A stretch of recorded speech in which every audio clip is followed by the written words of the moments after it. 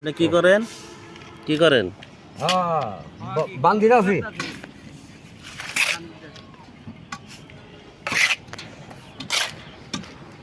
সুন্দর বান হইতেছে ছাদে পানি আটকানোর জন্য।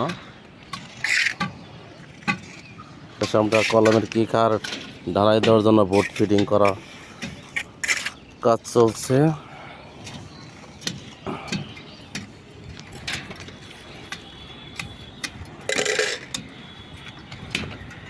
কলমের গোড়া ডগা পরিষ্কার করিয়া কি কারের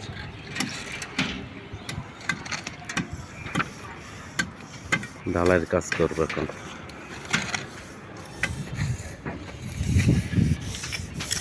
তো কিভাবে ছাড়েন দেখি।